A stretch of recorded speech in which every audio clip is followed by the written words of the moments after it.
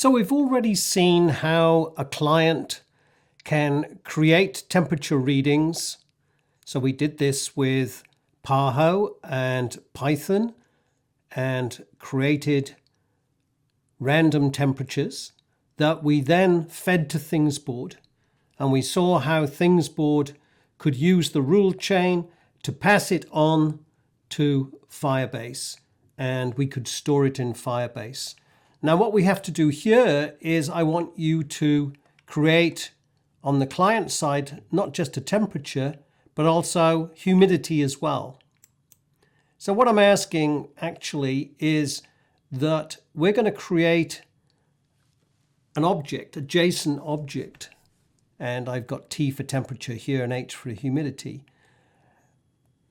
But these programs handle these objects as just one thing. Even though there's temperature inside it and humidity, we really don't have to change anything. So that was the, if you call it a trick, is that you really don't need to do very much. Now we do have to create this JSON object here, but once we've created it, we just do what we did before. We can feed that object into ThingsBoard and through the rule chain and out to Firebase. So that object then ends up in Firebase and just gets rendered into the Firebase as temperature and humidity. So it's really quite nice that we don't have to alter very much except the client. So we need to go into the client now and let's code. So here we are in the client, and remember that you need to do a pip install on paho.mqtt so that we've got that reference. And make sure as well what your access token is in ThingsBoard, that I'm using this device that already existed actually in ThingsBoard. So we're pumping data into this device. And also make sure of your port number, that it could be 9883 or 1883, depending how you spun up ThingsBoard. So look at your Docker Compose file to check which port we need.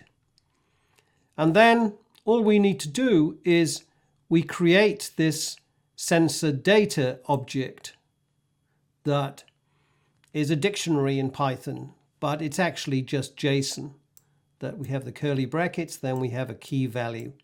And I've added humidity in here. You could add as many things as you want. You could have CO2 amount or whatever, and it'll be treated as a single object right throughout that chain, which is beautiful. So here we are, we open up our client again, and now we need to alter this slightly so that we get a random humidity. So here we're going to calculate a humidity with a value between 50 and 100, and then we put it into our object here. So that's all we do. And like I say, we could add more and more things into this sensor data, and we wouldn't have to make any more changes throughout that pipeline. So let's see this running. That I'll start it up. I'll have the data a little bit more than, instead of 10 seconds, let's make it 5 seconds. So we can run this here. Let me clear this and run it. And so we just run it with Python. So now you can see 5 seconds, and it's changed. Okay, let's go to our ThingsBoard. So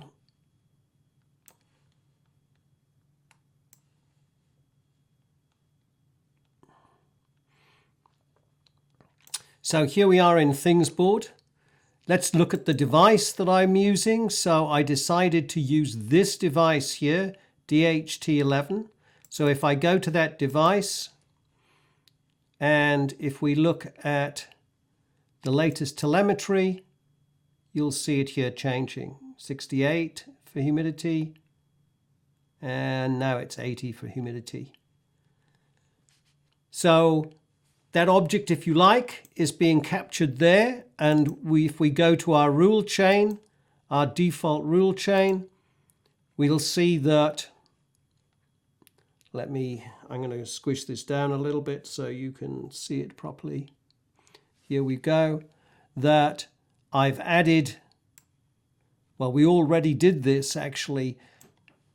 This was the REST API, and inside it, we just have to make sure that we've got the URL of our Firebase.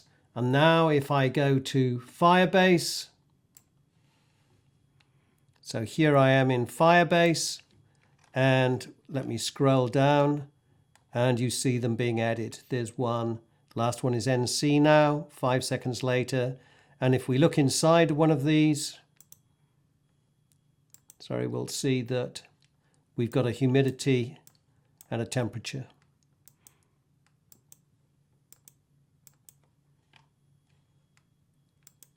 So let me